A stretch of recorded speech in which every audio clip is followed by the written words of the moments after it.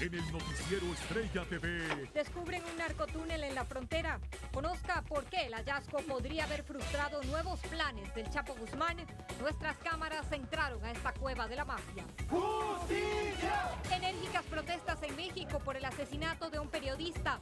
Manifestantes aseguran que lo mataron por denunciar la verdad.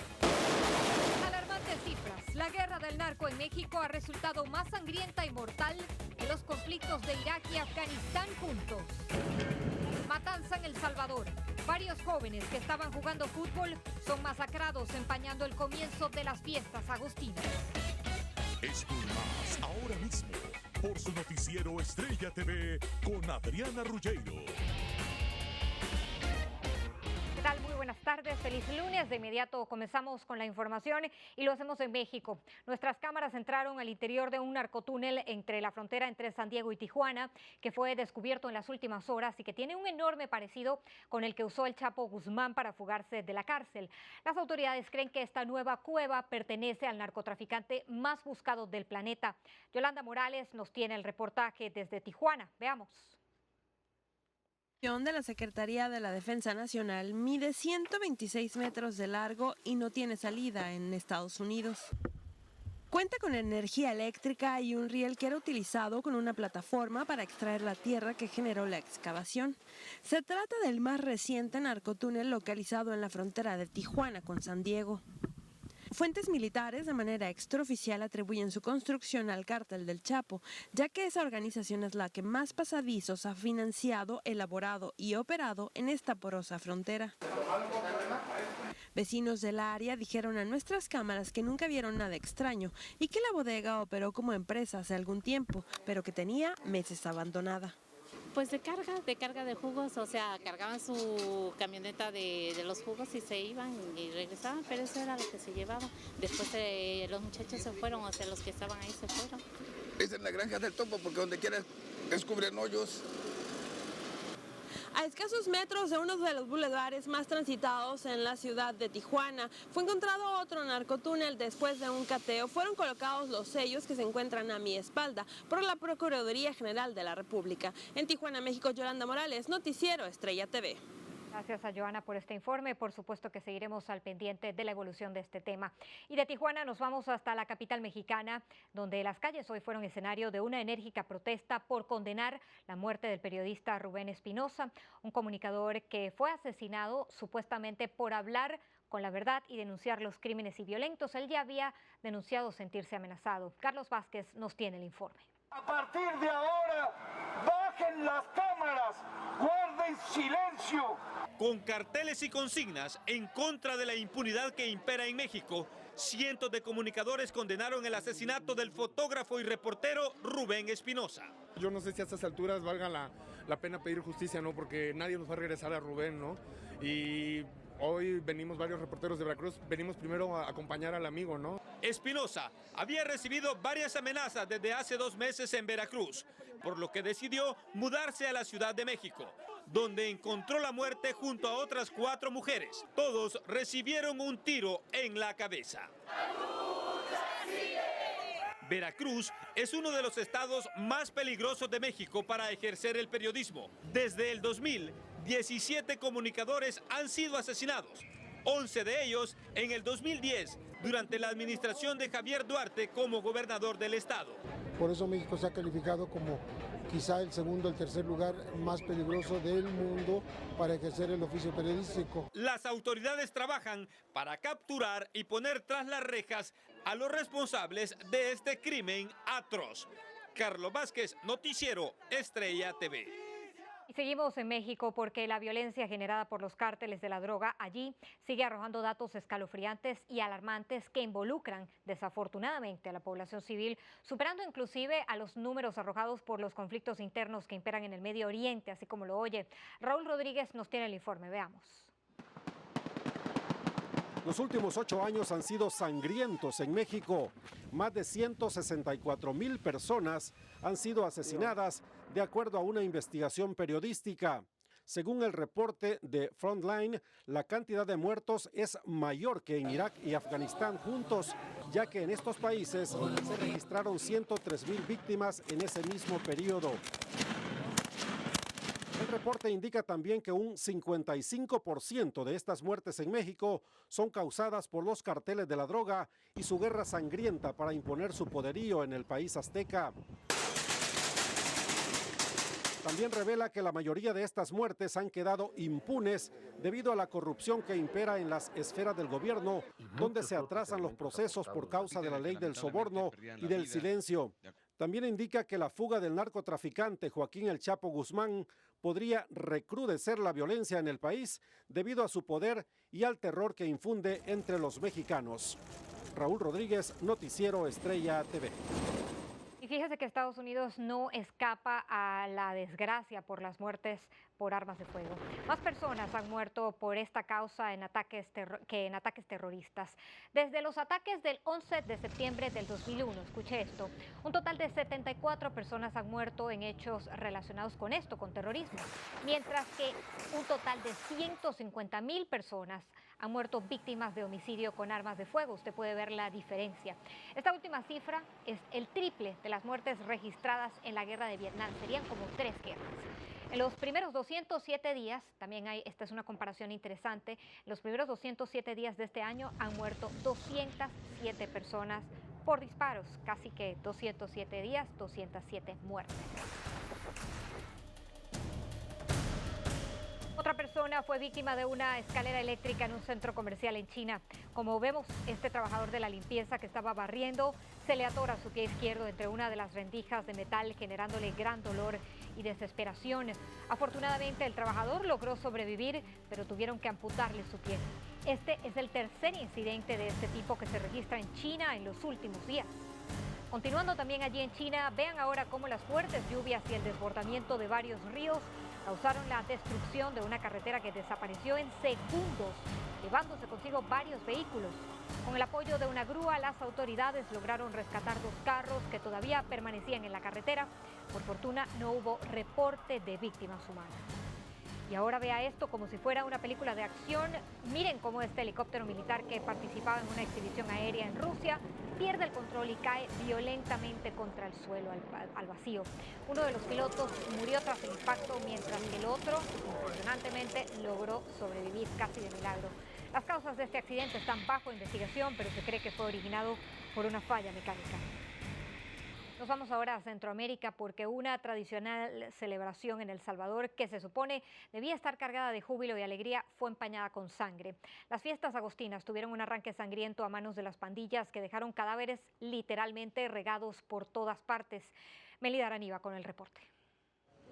Era una escena dantesca. Los cuerpos sin vida de 5 jugadores de un pequeño equipo de fútbol de Ciudad Delgado en San Salvador quedaron tendidos en el campo de juego. Ingresaron por una de los extremos de la cancha de fútbol al lugar donde estaba el grupo de personas que están fallecidas y llegaron a disparar.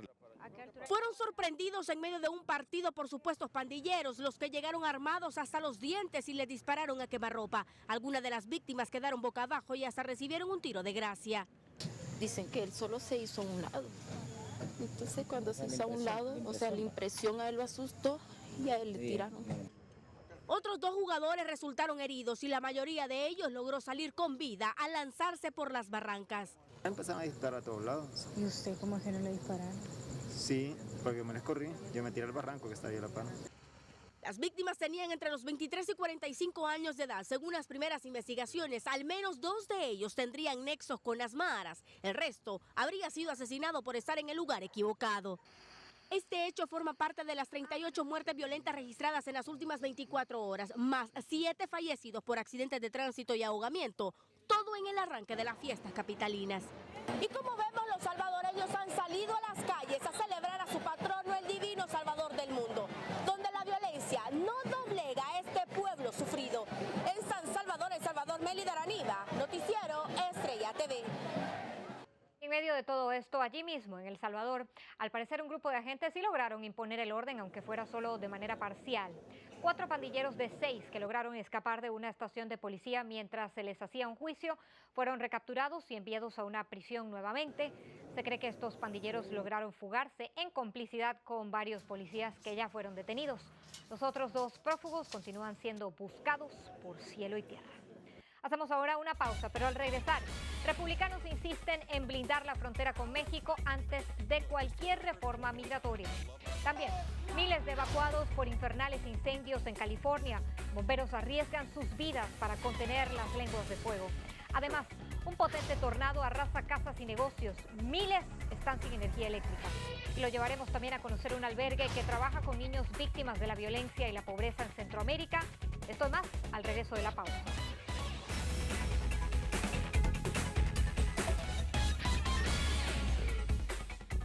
Bueno, y la reforma migratoria parece ser la bandera de campaña para las elecciones presidenciales del 2016.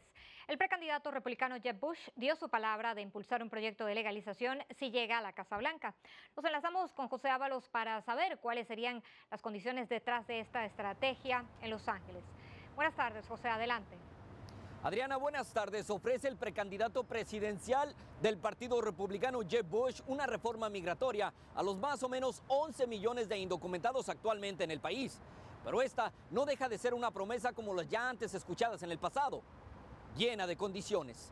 Esta no es la primera vez que un aspirante a la presidencia hace promesas usando la reforma migratoria como anzuelo para ganar el voto latino.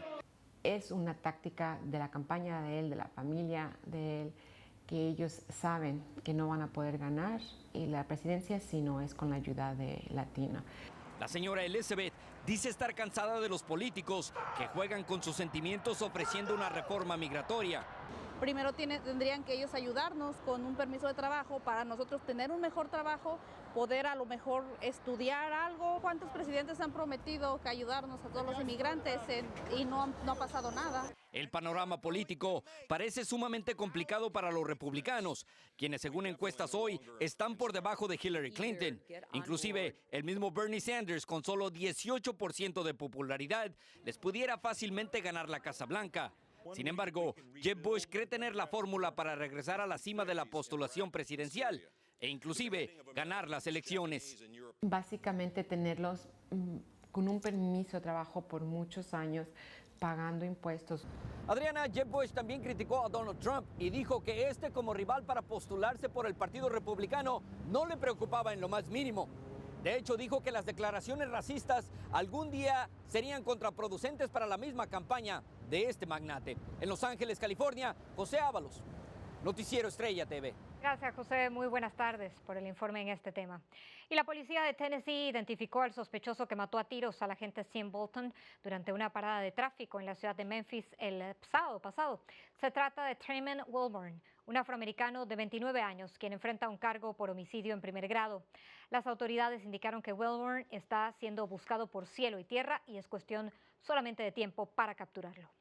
Y una decena de incendios forestales tienen alerta máxima a las autoridades al norte de California debido al peligro que representan para las zonas residenciales donde ya han sido evacuadas más de 13,000 personas. Ante esta emergencia, la Guardia Nacional también ha movilizado parte de sus tropas para tratar de contener esta ola infernal. María Teresa Sarabia nos tiene el reportaje. Como si fuera una pesadilla sin fin, las llamas siguen azotando sin piedad el norte de California, donde se han registrado una decena de incendios forestales que amenazan con generar una tragedia ambiental de grandes proporciones. Por cielo y tierra, miles de bomberos han hecho hasta lo imposible por contener esta marea de fuego que ya ha consumido unas 54,000 hectáreas de bosque y ha dejado decenas de casas hechas cenizas. Debido a esta situación, las autoridades declararon el estado de emergencia y obligaron a la evacuación de miles de residentes para evitar una catástrofe mayor.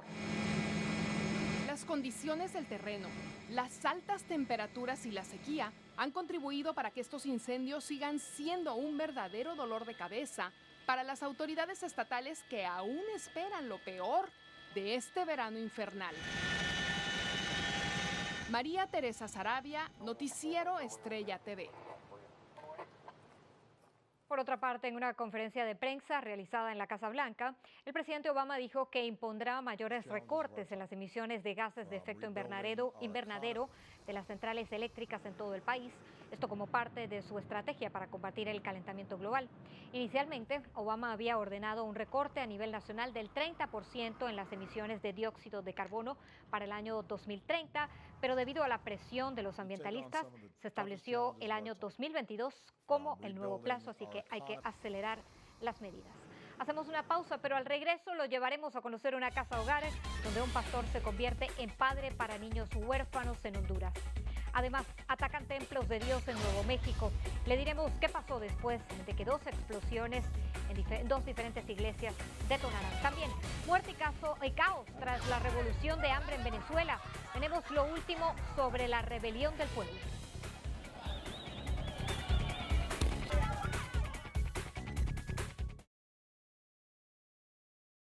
Un potente tornado azotó sin piedad el norte de Chicago, causando serios daños a varias casas y negocios, además de arrancar postes de luz y algunos árboles.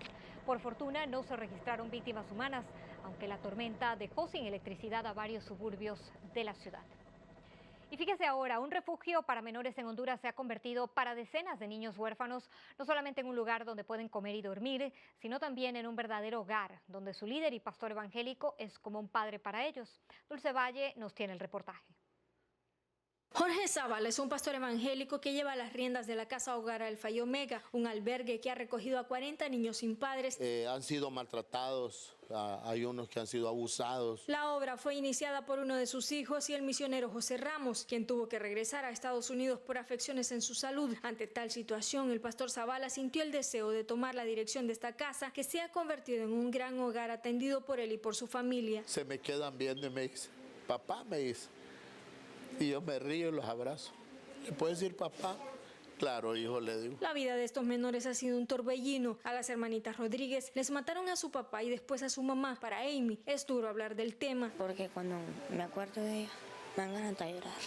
Esta pequeña es la menor de 4 hermanos. Los otros 3 varones viven en la casa hogar porque sus 2 padres son drogadictos. El caso de Neptali también es conmovedor. No tiene madre y era abusado por su padre con problemas de alcoholismo. Nayeli tiene madre, pero está en México. Su tía, con pocos recursos, tramitó su permanencia para que la niña se quedara en la casa hogar. No me quería agarrar a mi papá, entonces vino ella y buscó una solución a venirme a dejar acá. No tener padres desde temprana edad en un país con problemas de violencia y pobreza es prácticamente una sentencia de muerte. Sin embargo, Casa Hogar Alfa y Omega le ha abierto la puerta a 40 niños para que tengan un futuro con esperanza. Desde Honduras para Estrella TV, Dulce Valle. ¡Esa es la revolución de hambre! ¡La revolución de hambre! Así gritaban enfurecidos venezolanos mientras empeora la crisis por el desabasto en ese país.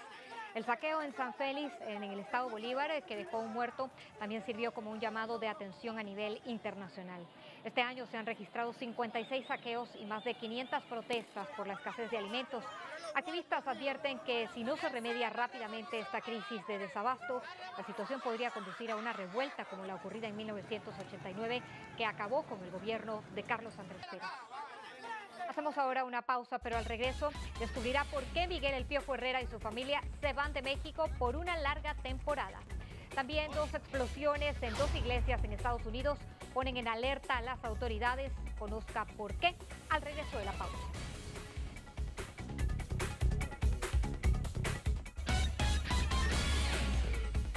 Dos iglesias de la ciudad de Las Cruces, en Nuevo México, fueron el blanco de 2 bombas caseras que explotaron sin causar víctimas humanas. La primera estalló en un buzón de correo de una iglesia bautista y la segunda en un bote de basura en una iglesia católica. La policía está investigando estos incidentes de violencia, mientras que las iglesias han sido cerradas temporalmente. Hasta el momento, ninguna persona ha sido detenida por estas explosiones. Y un adolescente de 13 años generó el caos dentro de una estación de tren en Nueva York. Esto al operar un ferrocarril que estrelló minutos después contra otro tren en una terminal. El joven resultó herido, pero no de gravedad. Por fortuna, la mayoría de los pasajeros que esperaban en la estación lograron escapar sanos y salvos al ver el impactante choque del tren. Bueno, y ahora vamos a hablar del ex técnico de la selección mexicana, Miguel El Piojo Herrera, que luego del incidente donde amenazó y golpeó a un periodista deportivo en un aeropuerto de Estados Unidos y que le costó su cargo, Herrera se tomará unas largas vacaciones con su familia fuera del país. Se cree que El Piojo pasará un tiempo en Miami o en Los Ángeles, donde espera relajarse y olvidar este bochornoso momento. Y bueno, esta niña de 7 años volvió a sonreír con el corazón gracias a una prótesis en tercera dimensión que recibió de un centro médico en Los Ángeles, California. La menor, que perdió parte de su brazo izquierdo cuando era bebé, se mostró feliz con este regalo de vida, pues ahora podrá hacer actividades que antes no podía, como simplemente montar bicicleta, que es algo tan sencillo pero tan importante para los niños, y ya vemos cómo la tecnología está haciendo avances tan importantes. Y esto de las prótesis 3D es algo que ha venido rompiendo esquemas. Bueno, amigos, gracias por acompañarnos el día de hoy, pero si ustedes desean ver más videos o reportajes, pueden hacerlo visitando nuestra sección videos.estrellatv.com. También lo puede hacer a través de nuestras redes sociales, las cuales puede usar también para comunicarse con nosotros, mandarnos sus comentarios o ideas. Estamos aquí también para escucharle y ser su voz. Tengan todos una feliz tarde. Hasta mañana.